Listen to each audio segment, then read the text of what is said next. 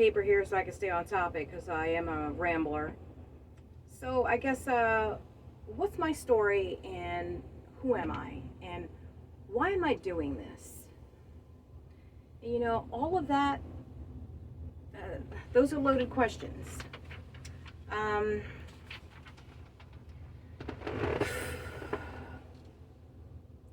you know, I think it started. I've been interested in RVing, nomad life ever since about, I guess I was introduced to it about 2019. And I was intrigued by it. It just seemed like this carefree, not a care in the world, which obviously that's just the fantasy part of it. But, that just, did you ever get in your car, like, and think about when you were younger, did you ever get in your car and you just, especially when you first got your license, somebody needed something from the store and it was just like, what do you need? I'll go get it. It's kind of the same thing. It's like, when you have that feeling when you're in your car and you just want to keep going. It's just that, not a lost feeling, like you don't know where you're going, but it doesn't matter.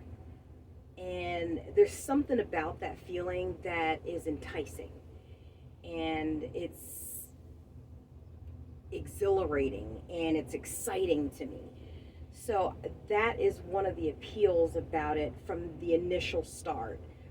My husband and I looked pretty heavily into it when we, before COVID. And we thought, man, this is what we're going to do. This is exciting. A lot more to figure it out, though, because he is type 1 diabetic. So, when you look at the glamorous part of it, when people are doing van life, that's not the case for everybody. Where are we getting meds? He has to have insurance. I personally have insurance. I retired early at 46, I think it was. My goal was 45. And then now basically I work for pleasure. That's my husband allows that. He allots for that. And which is awesome. So, I receive a small pension. Obviously, that wouldn't be enough to live off of, and I retired way too early for it to really amount to too much. But nonetheless, I do have full health benefits, so that really is not an issue. I don't really have any health issues where I take medication, so that's not really a problem. But it's a major concern for my husband. So that takes a little bit more planning, prepping. You can't just get up and go like all these other people on YouTube. It's just, that's not our story. We weren't able to do that. From there, my mom was diagnosed with stage 4 cancer. And was already retired. And basically, we had a pretty bad relationship for a very long time. Reasoning for that's not really important. What's important is that we really bonded. And it was actually before I even knew that she had cancer. That's a whole nother story, but which I'll share I think one day. But because it's an awesome but a weird story. So. I spent time with her, and, I was work camping at the time. She got to come to one of the campgrounds. I had rented her for her birthday a cabin, so that was fun. And, then she was on, we also went to Bermuda, and then her health declined. She had breast cancer, which turned into bone cancer, which turned into stomach cancer. So, she was an RN for just about, as long as I had been alive at the time. She died in 2019, right before Christmas. So right before COVID. And, those were rough times. Something about watching, a loved one kind of disappear in front of you. It does a lot. You really start to realize, wow, I really got to take the bull by the horns here and really start living my life. My mom passed away by the time she was 64, if I'm correct.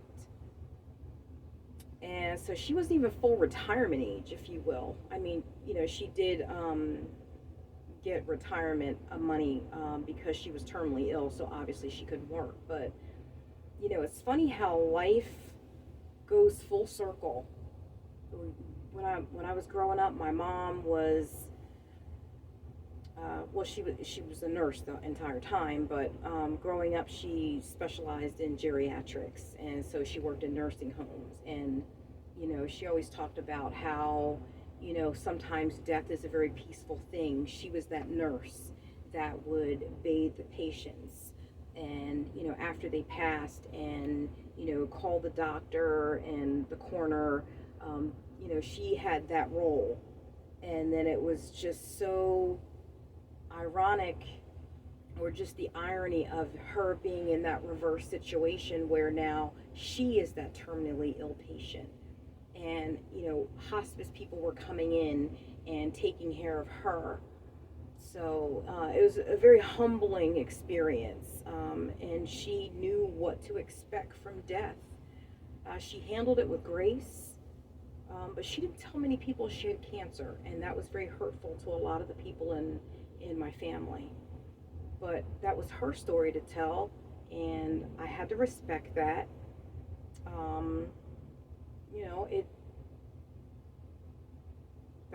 That was a hard time. Right after that, COVID happened, and it's just like everybody's on lockdown, and people aren't working, and man, it was like, you feel like a caged animal just kind of being in there, and, nobody could go anywhere, and everything was shut down. And so that was hard. And then next thing we're here in 2024, and I am 2 sizes larger than I was when I started out. So the whole part of this is basically somewhere within the last few years, I lost something. Now, don't get me wrong. I'm a pretty happy-go-lucky person, so that's just natural. That's organic for me. But there's times when I feel an emptiness. I feel drawn to this lifestyle, even if it's just on a part-time basis. Because I haven't actually established the fact that I would be a solo